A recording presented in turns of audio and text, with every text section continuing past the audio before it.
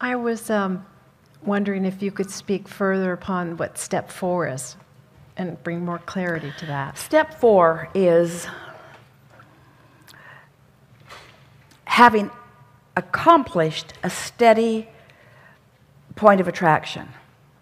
Step 4 is truly unconditional living. Step 4 is so steady that things that used to bother you don't, that things that would have knocked you over don't. Mm-hmm. Step 4 is living in conditions and receiving benefit from all of them. No matter what. Well, we can't say no matter what because alignment is required. Oh, true. Mm-hmm. In other words, it's because step 1 is, you know what you don't want, you know what you do want, launching the rocket. But that rocket is not very well practiced by you because it was born out of the contrast of knowing what you don't want. That's worth talking about. Do you know that in every particle of the universe is that which is wanted and lack of it? So when you pick up the stick that says money on one end of it, there is an equivalent lack of money on the other end of it. And the question is, which are you in vibrational accord with, you see? So when you launch a desire, if you really, really, really want something, your awareness of the absence of it is going to be very unpleasant to you. Really, really unpleasant. If you sort of want it, you sort of feel uncomfortable in the absence of it. And so when you realize that this wanted and unwanted are available for your focus at all times, and that it is just what your practiced law of attraction is going to bring to you the next logical step from where you're offering a vibration. So that's why we're saying you can accomplish this so much more easily by leaving the conditions that you've practiced into such a wobble out of the equation and focus upon subjects like emotions that you have not practiced into such a wobble. It's just so much easier to start and allow it to increase rather than to try to fix the wobble after the wobble's gotten going. Mm-hmm. Don't you know that from your own physics? Esther knows that from her Audi. She knows enough not to let that Audi get out of control. Mm-hmm. Because once it's out of control, it's going to be harder to stay in her body. Ooh. Good point.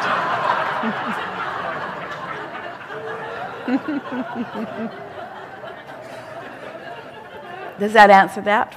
Yes. So now what? I just wanted clarity on step 4 because I've heard you mention it. So, step 1, I know what I don't want, I know what I do want, launch the rocket. Step 2, source becomes the vibrational equivalent of it and holds it in a powerful, steady, vibrational path available to you, provided you're in the vicinity of it. Step 3, get in the vicinity of it somehow. Easiest way, start general and allow yourself to become a vibrational match to it. And so, consider this. So you've launched the rocket and launched the rocket and launched the rocket, and it's been going on for a long time, and there is a vortex with such momentum we can't even find words to speak about it. The power of your vortex, of all that you have become, at a very high frequency, fast-moving vibration. Mm-hmm. So here you are. You start out with this very gentle, non-resisted vibration, and because law of attraction is responding to what you've got going on, it builds, and it builds quickly until the momentum of who you are becomes the equivalent of the momentum that's in your vortex, and then what happens is it moves seamlessly into your realization. And the first manifestation is an idea accompanied by an emotion. In other words, ooh, what a good idea that is. And that's the path unfolding. In other words, you know what to do. Suddenly you're clear. You know what to do. You know where you want to be. You know who to call. You know how you want to feel. You know what you want to do. It's just never. So are you sort of getting it? That if you start there and let it build and start there and build it, you're going to be rendezvousing with more and more and more and more and more of what's already moving around in your vortex until you will be the realizer of it. Didn't you find that when you first began to listen to this material? Didn't you find a surge of things that you've been wanting for a while coming into fruition for you? Mm-hmm. It's usually what people say to us, is that things that I'd been wanting began coming into being. And we want you to understand, we want you to realize that they are coming into your realization. That's a subject for a whole other book. a whole other book. That's the Turning Thoughts to Things. Can you set your radio dial on 98 and hear what's being broadcast on 92? The frequencies have to match up. For you to realize the song that is being played on the station that you want to hear, you've got to set your tuner, otherwise you're not going to realize it. And the same thing is true of everything in this universe. You have to tune your tuner to the vibrational frequency of what you want.